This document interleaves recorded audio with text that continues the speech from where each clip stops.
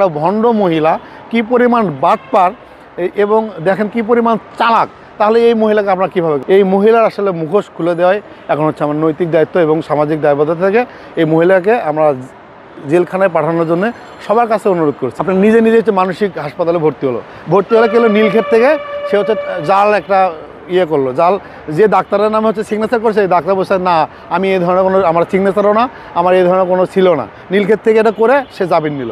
তার মানে কি একটা ভণ্ড মহিলা কি পরিমাণ বাটপার এবং দেখেন কি পরিমাণ চালাক, তাহলে এই মহিলাকে আমরা কীভাবে করবো। এই জন্যে আমি আইন প্রশাসন, যেহেতু আমাদেরও তো আমি একজন গণমাধ্যম কর্মী, আমারও তো ভাই ব্রাদার আছে, আমি তাদেরকে বলবো এবং যারা হচ্ছে উচ্চ পর্যায়ে আছে তাদেরকে বলবো যে আসলে আইনের শাসন যদি মানে করতে চান তাহলে এই মহিলাকে অবিলম্বে গ্রেপ্তার করতে হবে।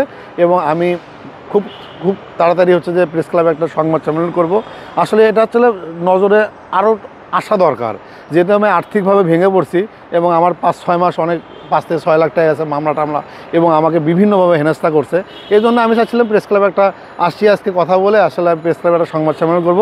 এই মহিলার আসলে মুখোশ খুলে দেওয়াই এখন হচ্ছে আমার নৈতিক দায়িত্ব এবং সামাজিক দায়বদ্ধতা থেকে এই মহিলাকে আমরা জেলখানায় পাঠানোর জন্য সবার কাছে অনুরোধ করছি, কারণ একার দ্বারা কখনোই সম্ভব না।